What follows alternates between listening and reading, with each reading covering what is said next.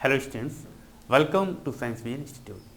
Today in this lecture, I will discuss a crystal structure problem, and this problem is from CSIR NET exam, right? And this problem is related to atomic packing factor, and this is the case of sodium chloride structure, right. तो start करते हैं problem को। पहले मैं problem को explain कर देता हूँ। इन्होंने क्या पूछा गया है, इन्होंने कहा है कि consider the crystal structure of sodium chloride, this sodium chloride, right, which is model as a set of touching spheres. इसको इस तरह से मॉडल किया गया है कि ये सेट ऑफ टचिंग स्फीयर हैं, means sodium atom chlorine atom को टच कर रहा है एंड क्लोरीन एटम जो है सोडियम एटम को टच कर रहा है, right. Each sodium atom has the radius R1 and each chloride atom has the radius R2, right. यानी कि इन्होंने सोडियम एटम और क्लोराइड एटम की रेडियस बता दी है, ठीक है। The centres of the spheres form a simple cubic lattice. ये पॉइंट इंपॉर्टेंट है। उन्होंने कहा कि centres of the spheres form a simple cubic lattice, right, and the packing fraction of the system is, यानी कि इस सिस्टम का ये जो इन्होंने मतलब एक मॉडल्ड स्ट्रक्चर जो बनाया है, ठीक है, इस सिस्टम का आपको पैकिंग फ्रैक्शन फाइंड आउट करना है, राइट। तो प्रॉब्लम्स को एक बार मैं फिर से एक्सप्लेन कर देता हूँ। एक NaCl क्रिस्टल स्ट्रक्चर की इन्होंने यहाँ पर बात की है और इन्होंने इसको इस तरह से सेट किया है, इस तरह से मॉडल किया गया है कि जो स्फीयर्स हैं वो टचिंग स्फीयर्स हैं, यानी सोडियम एटम और क्लोरीन एटम, राइट। और उनकी रेडियस को भी यहाँ पर इन्होंने डिफाइन कर दिया है। सोडियम एटम की जो रेडियस है सोडियम की, वो इन्होंने R1 मानी है, और जो क्लोराइड एटम है इसकी रेडियस को इन्होंने R2 माना है, ठीक है। Centres of the spheres form a simple cubic lattice, और इस सिस्टम का आपको पैकिंग फ्रैक्शन कैलकुलेट करना है, राइट। तो वैसे तो आपको पैकिंग फ्रैक्शन पता ही है। एटॉमिक पैकिंग फ्रैक्शन होता क्या है, the volume occupied by effective number of atoms. Effective number of atoms means है the number of atoms per unit cell, right. तो एटॉमिक पैकिंग फैक्टर क्या होता है, volume occupied by effective number of atoms upon total volume of the unit cell, ठीक है। But ये case NaCl structure का है, तो NaCl स्ट्रक्चर जो है होता है वो आपका इंटरपेनिट्रेशन ऑफ 2 FCC लैटिसेस होता है, और एक FCC लैटिस में कितने इफेक्टिव नंबर ऑफ एटम्स होते हैं, यानी कि number of atoms per unit cell कितने होते हैं, 4 होते हैं। तो NaCl स्ट्रक्चर जो है interpenetration of the 2 FCC lattices है, राइट। तो यहाँ पर जो number of atoms per unit cell होंगे NaCl स्ट्रक्चर के केस में वो कितने हो जाएंगे, टोटल 8 होंगे। 4 एटम्स जो हैं वो सोडियम के होंगे और 4 एटम्स जो हैं क्लोरीन के एटम होंगे, राइट। तो आपको टोटल एटम्स पता है कि टोटल एटम्स भी इतने हैं, राइट। तो वो एक यूनिट सेल के अंदर कितना वॉल्यूम ऑक्युपाइड करेंगे आप उसे इजीली कैलकुलेट कर सकते हैं, right. Upon volume of the unit cell, वो आपको पता ही है, उसका लैटिस कांस्टेंट इस केस में जो है आप उसे सपोज करो A मान लीजिए, और उसको आप in terms of radius R1 और R2 के टर्म्स में हम इसे कैलकुलेट कर लेंगे, ठीक है। तो volume of the unit cell से हम क्या करेंगे, उसको डिवाइड कर देंगे।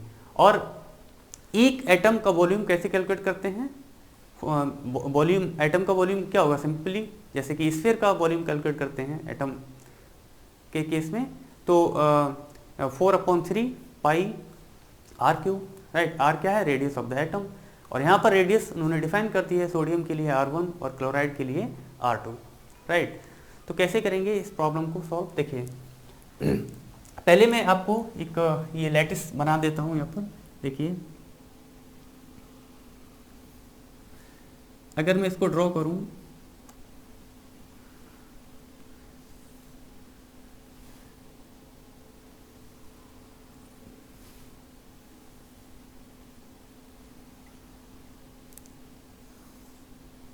मैं यूनिट सेल बना रहा हूं सोडियम क्लोराइड का, राइट, ठीक है। तो ये क्या है, interpenetration of the 2 FCC lattices है, ठीक है। तो पहले एक FCC लैटिस को मैं बना दे रहा हूँ एफसीसी लैटिस में क्या होते हैं, 8 कॉर्नर एटम्स होते हैं और हर फेस के सेंटर पे एक एटम होता है। तो ये एक फेस है, इसके से यहाँ पर एक एटम होगा, ठीक है। एक ये फेस है, इसके सेंटर पे एक एटम होगा, एक इसके सेंटर पे एटम होगा और एक एटम इसके सेंटर पे होगा। इसी तरह से ये एक फेस है, ठीक है, तो इसका सेंटर कहाँ बनेगा, ये बनेगा। इसी तरह से ये एक फेस है, तो इसका सेंटर बनेगा ये, ठीक है।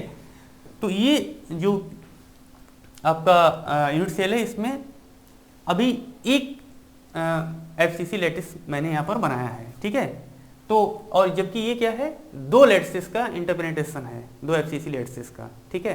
तो आप दूसरे जो एटम्स हैं वो इसके मिडिल में आएगा इस तरह से, ठीक है। हर आप इसको क्लोरीन एटम मानिए, ठीक है।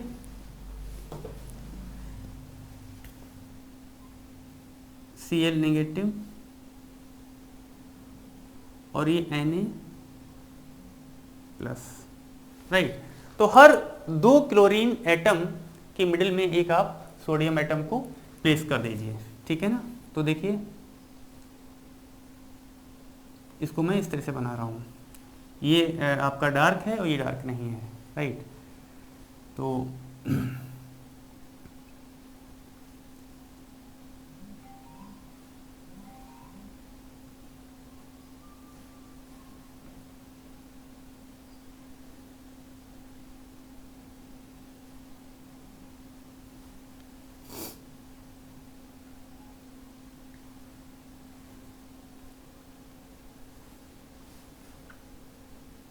हर जगह आपको ये एडजस्ट करना है, ठीक है। तो यहाँ पर हो गया, यहाँ पर हो गया, राइट, और यहाँ पर, राइट। इसको मिला दीजिए,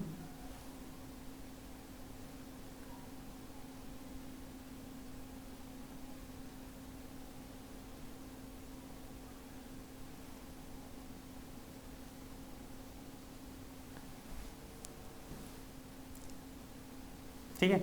तो ये आपका NaCl स्ट्रक्चर हो गया। अब यहाँ पर आपको इसका ये जो लैटिस कांस्टेंट है, ये आप सपोज कीजिए दिस इज द A,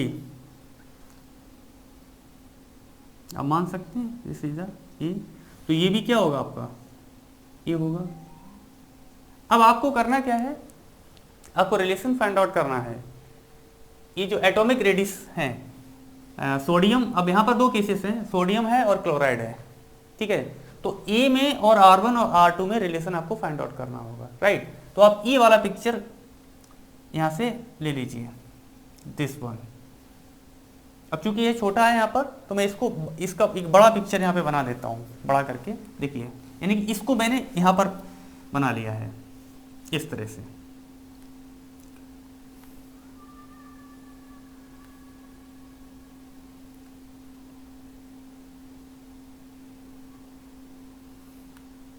देखिए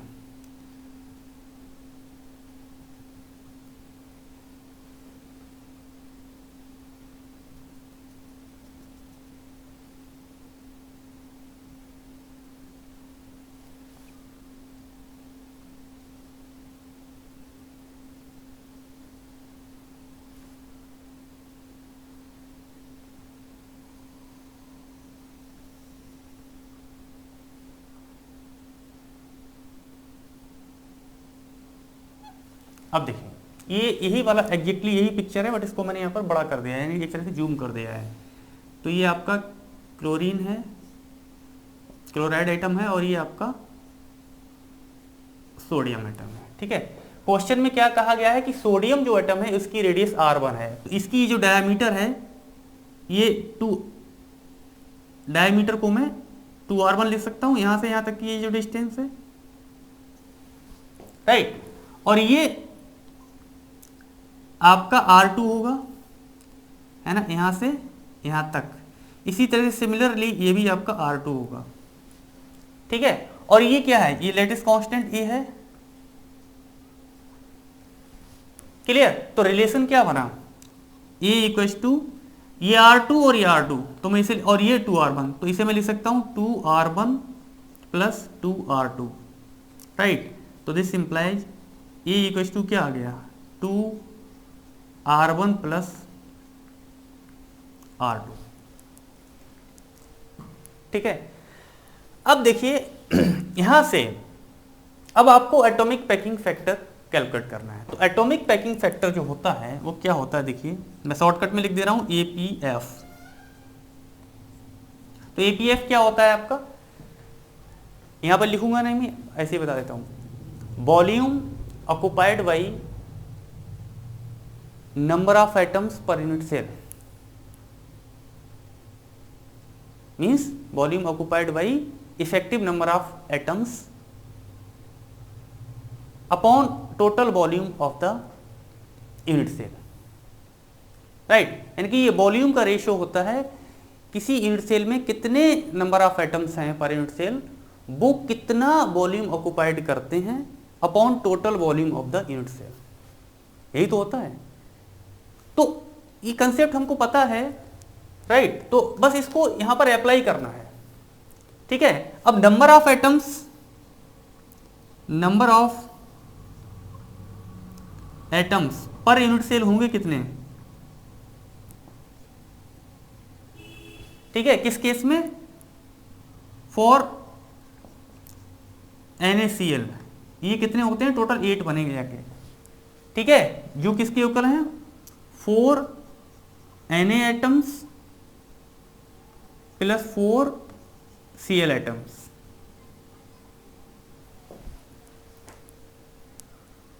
क्लियर। तो APF क्या है, वॉल्यूम लिख ही दे रहा हूं, चलिए, volume occupied by number of atoms per unit cell upon total volume of unit cell,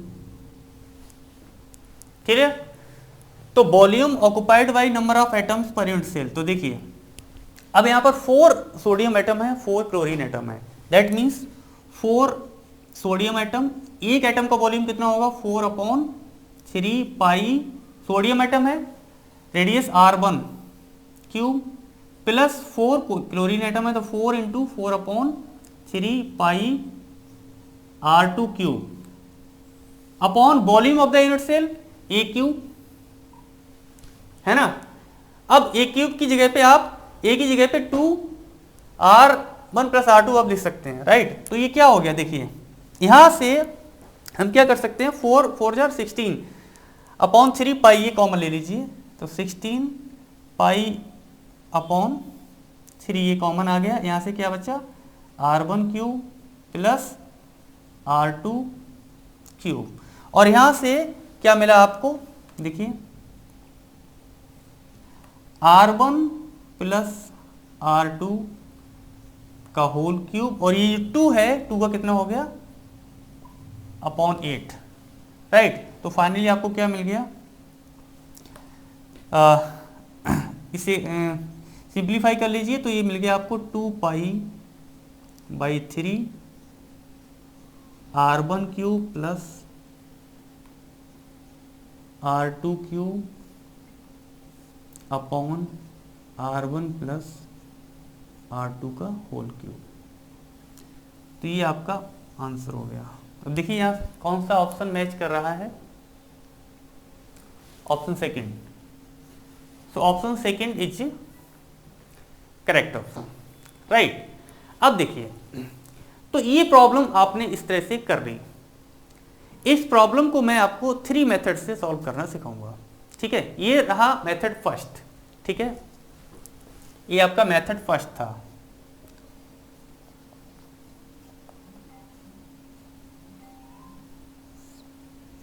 ठीक है। मेथड सेकंड क्या है, सेकंड मेथड में क्या करेंगे हम,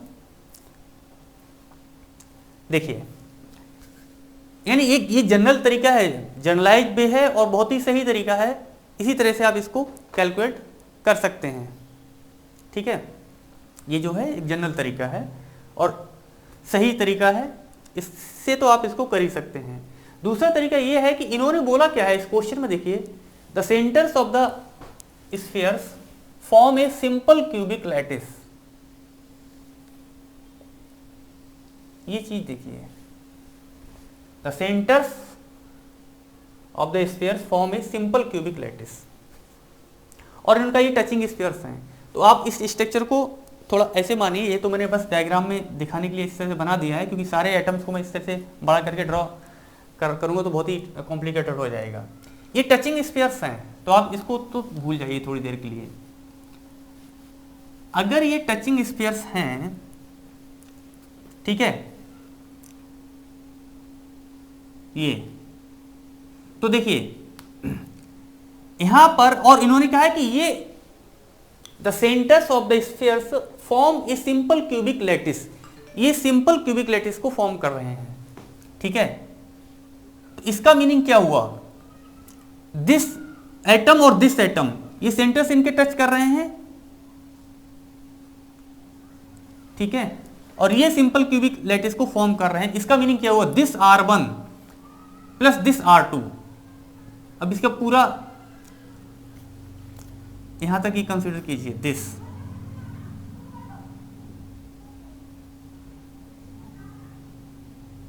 वैसे NaCl सोडियम क्लोराइड स्ट्रक्चर जो है क्या है, इंटरप्रिटेशन ऑफ 2 FCC लैटिसेस है। उसी कंसेप्ट को लेके हमने इसको सॉल्व किया था, राइट। वो एक सही तरीका है और आपका आंसर आ गया। दूसरा, अगर हम इसको सॉल्व करना चाहें तब इसको देखिए, जैसा कि इन्होंने कहा कि centres of the sphere form a simple cubic lattice, very good. तो अगर इसके सेंटर सिंपल क्यूबिक लैटिस को फॉर्म कर रहे हैं तो आपका इसका लैटिस कांस्टेंट फिर इस सिंपल क्यूबिक का ये हुआ, ये बताइए। और in case of the simple cubic lattice, मैं इसको इरेज कर देता हूं। अब आप इसको ये भूल जाइए कि ये NaCl स्ट्रक्चर है क्या है।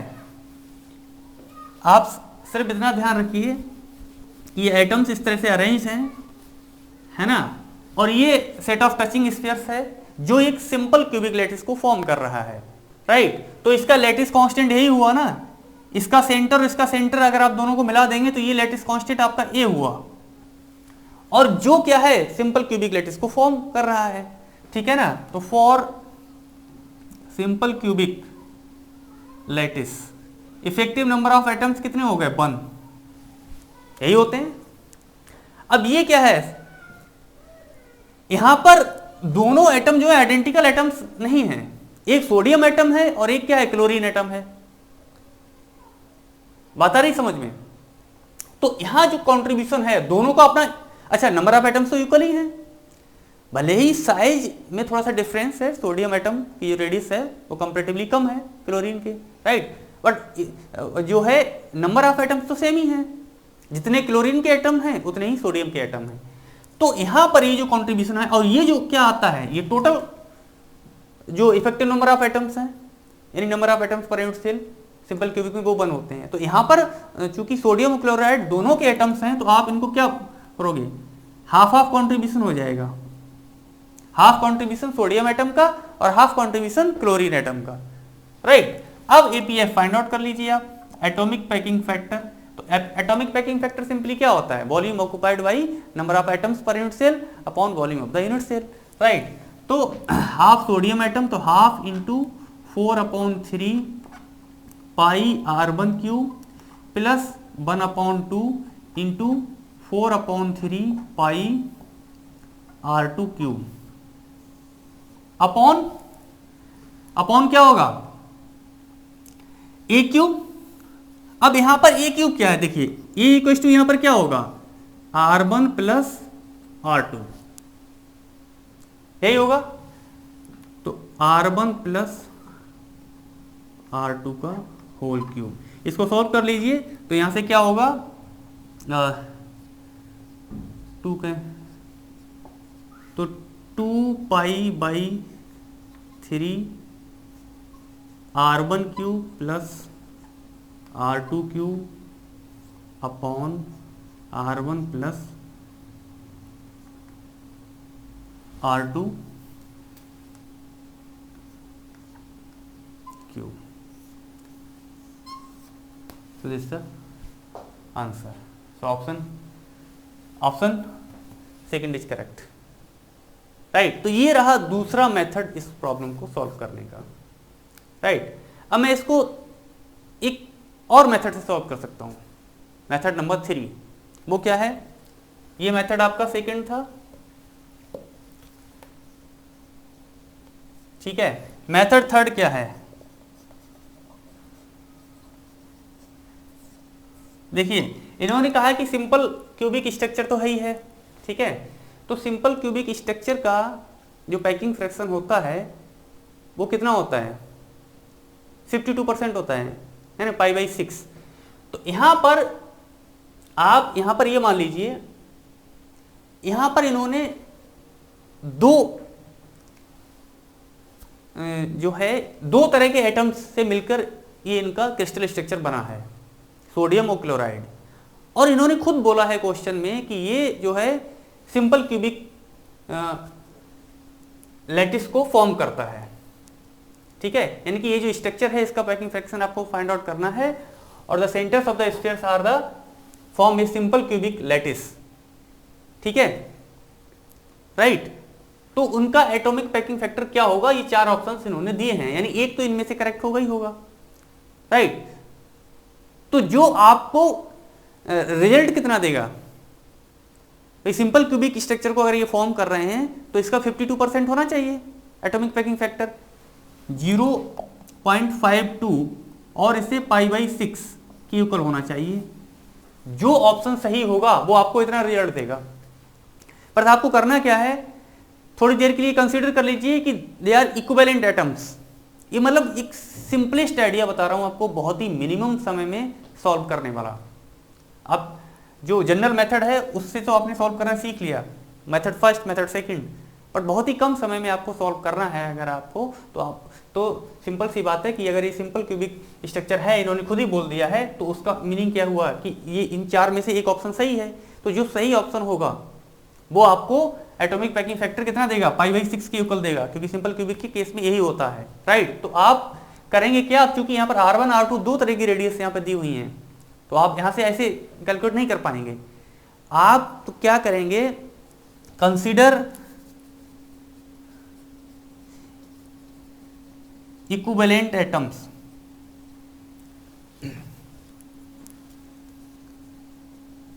इसका मीनिंग क्या हुआ कि R1 = R2 = R मान लीजिए आप, ये आप एज्यूम कर लीजिए, ठीक है। तो ये स्ट्रक्चर आपको π/6 रिजल्ट देगा, ठीक है। आप चारों में 1 by 1 करके चेक कर लीजिए। अब चूंकि हमें यहाँ पर पता है ये वाला करेक्ट है, तो हम इसी को चेक कर लेते हैं सबसे पहले, ठीक है। तो यहाँ पर इसमें देखिए, यहीं से देख लीजिए, APF ये क्या है? 2π/3 इंटू R1 + R2, ये इक्वल हो गए, है ना। तो ये कितना हो गया? R³ + R³, तो ये 2R³ लिख दीजिए सीधे सीधे, 2R³ और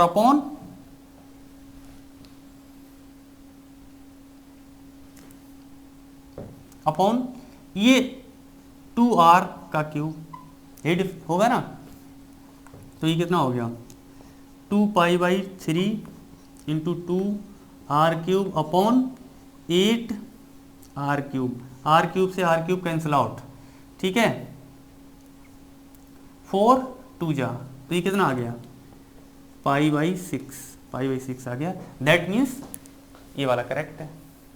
तो ये था आपका मतलब शॉर्टकट मेथड।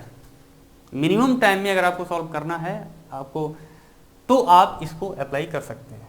राइट। तो हमने इस प्रॉब्लम को जो है 3 मेथड से यहाँ पर सॉल्व किया। राइट।